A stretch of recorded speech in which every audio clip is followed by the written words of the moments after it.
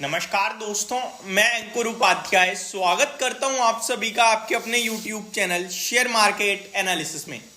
बाजार पूरे दिन के दौरान आज आपके लिए ऊपर नीचे एट द एंड नीचे, लेकिन इससे पहले मैं वीडियो को आगे बढ़ाऊं उसमें आपको एक अपडेट है।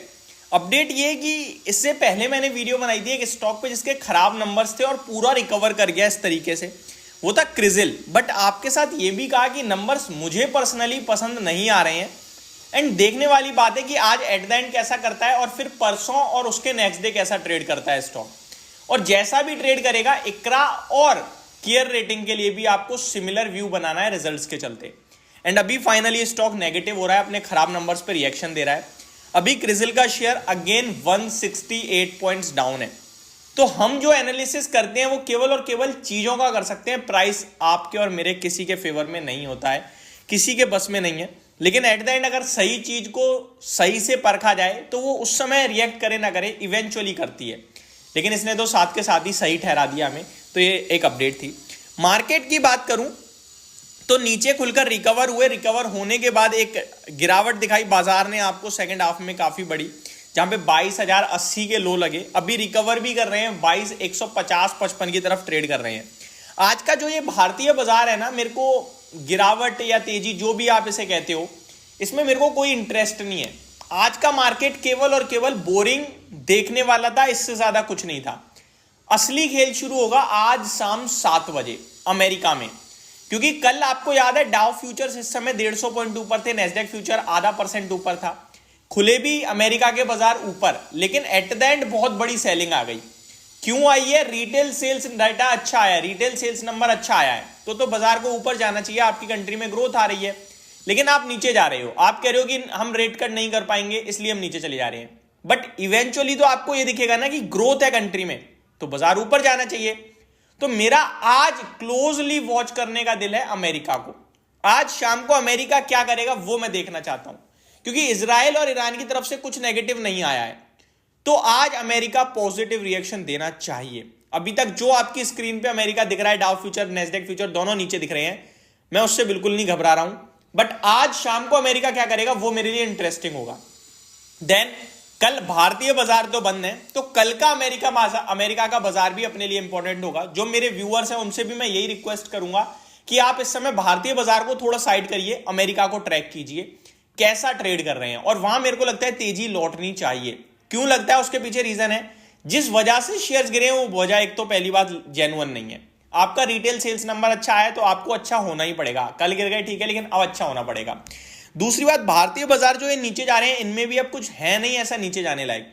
आप बॉटम पे खड़े हो, आपका इजराइल और ईरान से भी कुछ नेगेटिव नहीं आया। हाँ, इस बीच इजराइल और ईरान के बीच में कुछ नेगेटिव आ जाए तो फिर बाजार के लिए प्रॉब्लम है, 22,000 का लेवल टूटेगा, नीचे जाएगा।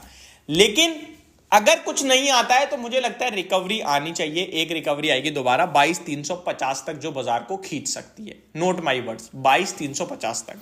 अब आता हूं मैं स्टॉक स्पेसिफिक। आज दम तोड़ दिया है लार्ज कैप आईटी स्टॉक्स ने।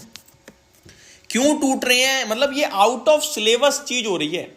कोई नहीं सोच सकता था कि आज आईटी स्टॉक्स इस कदर टूटेंगे, कोई नहीं सोच सकता। एडीआर टूट गया, आईटी स्टॉक्स टूट गए। इन्फोसिस को देखो आप, क्या हो गया इस शेयर को बेचारे को, 3.25% चला गया। टीसीएस ने नंबर दमदार करे पेश और इन्फोसिस खत्म, खेल खत्म। क्या इन्फोसिस के नंबर खराब नहीं, बेहद खराब आएंगे अब तो यही लग रहा है बस, और तो कुछ रह नहीं गया अब देखने लायक। तो इन्फोसिस के 18 तारीख को सब कुछ क्लियर हो जाएगा, रिजल्ट खराब आएंगे, डिप मारेगा।